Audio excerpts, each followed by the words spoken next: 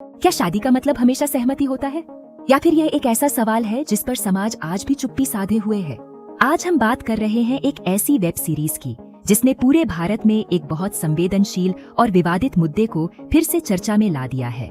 Marital rape यानी शादी के अंदर होने वाली यौन हिंसा, और इस सीरीज का नाम है चिरैया।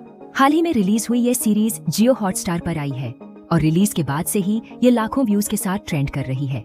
मीडिया क्रिटिक्स का कहना है कि यह शो उन मुद्दों को सामने लाता है जिन्हें अक्सर समाज घर की चारदीवारी के अंदर छिपा देता है। लेकिन वहीं दूसरी तरफ कुछ लोग इसे पुरुष विरोधी और शादी की पवित्रता पर सवाल उठाने वाली सीरीज भी बता रहे हैं। इस कहानी के केंद्र में हैं दो महिलाएं, कमलेश, दिव्या दत्ता।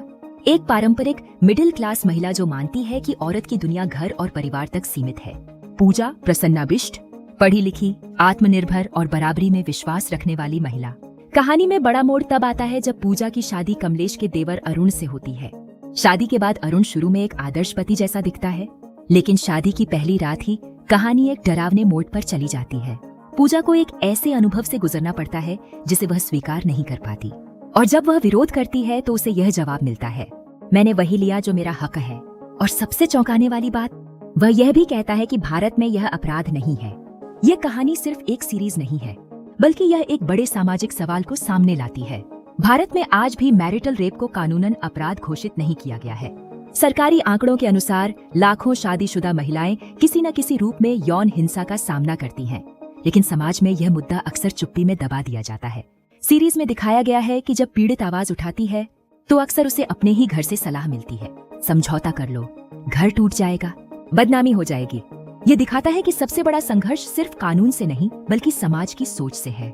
कमलेश का किरदार शुरुआत में पारंपरिक सोच का प्रतीक होता है, लेकिन धीरे धीरे वह सच को समझती है और अंत में वह गलत के खिलाफ खड़ी होती है, भले ही इसके लिए उसे अपनी सोच और कंफर्ट जोन तोड़ना पड़े। सीरीज की स्क्रिप्ट राइटर और निर्देशक का कहना है, उनका उद्देश्य किसी कानून या संस्था पर हमला करना नहीं है, बल्कि समाज में बातचीत शुरू करना है।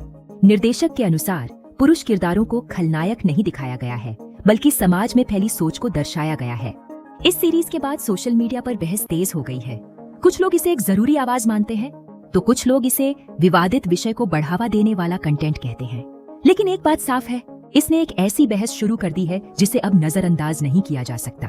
सीरीज की अभिनेत्री दिव्या दत्ता का कहना है, ऐसी कहानियां समाज को आईना दिखाती है, और शायद यही इस कहानी का सबसे बड़ा संदेश है कि बदलाव की शुरुआत बाहर नहीं, घर के अंदर से होती है। तो दोस्तों, आपका क्या मानना है?